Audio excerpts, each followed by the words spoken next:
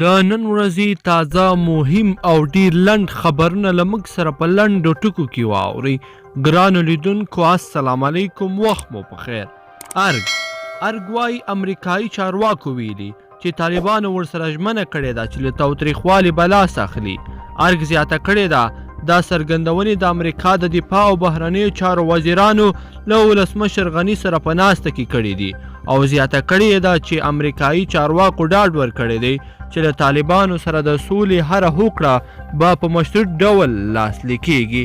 محسن داوړ وایي د پاکستانی پوځ ځکه نه خوښیږو چې د ترهګرۍ خلاف یو.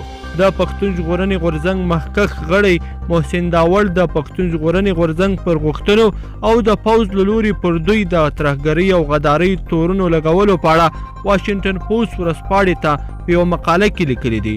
دوی له پیله تر اوسه د پاکستان د قوانینو په رڼا کې د خپل حق غوښتلو لپاره غږ پورته کړی دی، خو پر دوی باندې د ترهګرۍ او غدارۍ تورونه لګول کیږي.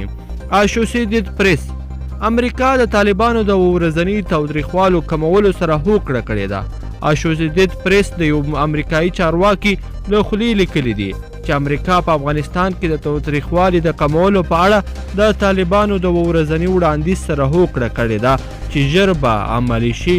پی ټی ایم وایي شاید نن شپه منظور پښتین راخوشي شي. پاکستانی محکمې نن په ضمانت د پښتون ژغورنې غورځنګ د مشر منظور پښتین د خوشي کولو امر ورکړ. پاکستانی استخباراتو او حکومت د بنو له جلسې وروسته پر هغه د بغاوت نفرت خپرولو مجرمانه هڅو او ولسپارونې اړوند 15 تورونه لګولي وو او د جنوري له 20 راهیسې څو اونۍ په بند کې وساته چې د 4 تورونو سپیناوی مخکې شوی وو او نن یې د وروستۍ تور سپینه هم وشوه.